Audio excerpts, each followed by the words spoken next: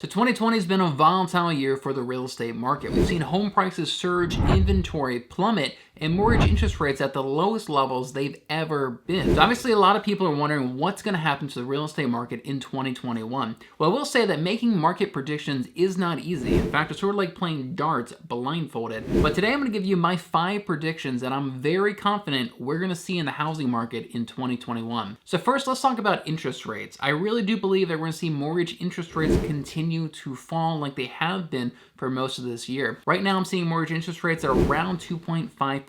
About a year ago in 2019, we're seeing them around 3.5, 3.75%. And currently, every single month, mortgage interest rates seem to be dropping just a little bit more. And I really do think that we're going to continue to see that trend moving forward into 2021. I would not be surprised if we see mortgage interest rates below 2% at some point in 2021. Now, the major catalyst to mortgage interest rates dropping so dramatically in 2020 was that the Federal Reserve lowered their federal funding rate to near zero back in around March timeframe. And ever since then, mortgage interest rates have just been dropping lower and lower month over month. And I really do think that we're going to continue to see that trend moving forward. Now, what's interesting is that the Federal Reserve has come out multiple times and said that they're going to keep these federal funding rates near zero until at least 2023. But in a recent interview with Jerome Powell, he said they're going to actually keep these rates low until 2024. So it kind of appears that they may be extending that timeline of when they are going to ultimately raise those interest rates again. Now, there's typically a direct correlation with lowering interest rates in home values increasing.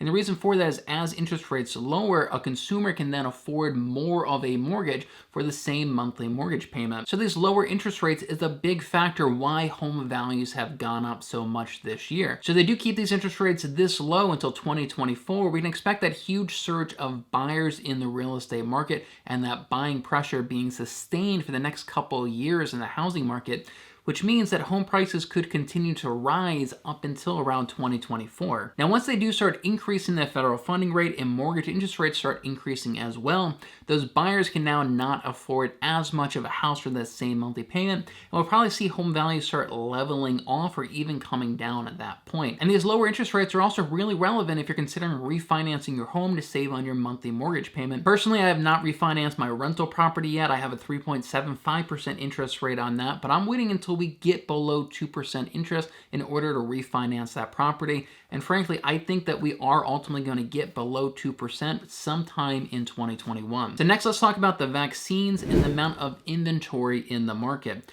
Frankly, I think that when we look back at 2020 and probably 2021, there's going to be a direct correlation between the number of listings in the market and the number of daily diagnosed cases. As we see those number of cases increase, I think more and more sellers are getting too fearful and getting scared to list their homes for sale. And I really do think that this virus was the biggest catalyst of why we saw a huge reduction in inventory in 2020. According to the National Association of Realtors, inventory is down 20% this year compared to 2019. So there's just a lot of sellers out there who, frankly, they have the luxury of waiting to sell their homes, and they're just thinking to themselves, do I really want 50, 60, 70 complete strangers walking through my house right now? And a lot of them are saying no, and they're just simply waiting until all of this is over before they list their home. So we have millions of homeowners who wanted to sell their home in 2020, but did not because of this virus. But once those homeowners feel comfortable selling their homes and having complete strangers walking through their homes, we're going to see a huge spike in inventory. We're going to have all those millions of people who did not sell in 2020 are all going to put their homes in the market in 2021. So really, I see 2 potential scenarios playing out over the next 6 to 12 months. The first scenario is that these vaccines are incredibly effective and we have no issues rolling them out, and everybody takes the vaccine, and within the next 6 months or so, this whole virus is essentially behind us. If that scenario plays out, which I am hoping for, then that means that we're going to see all those people who did not sell their homes in 2020 are probably going to put their homes on in the springtime of 2021. So we're going to see a huge surge of inventory in the spring of 2021. If that does happen, depending on how many buyers we have in the market, that's either going to cause home values to kind of level out, or it could even cause home values to dip if we have more inventory than we do buyers. So that's the first scenario.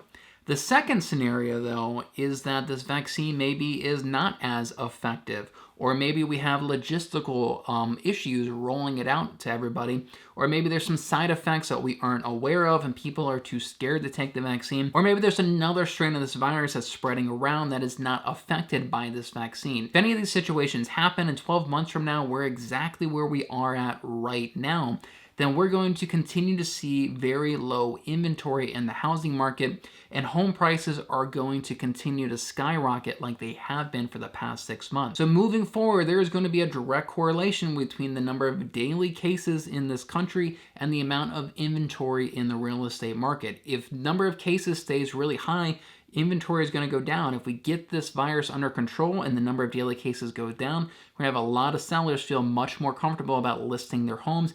Inventory is going to go up, and that's going to cause home prices to level off or maybe even drop down. So next, let's talk about the foreclosure crisis. At some point in 2021, I am very confident that the moratorium on foreclosures and rental evictions is going to come to an end.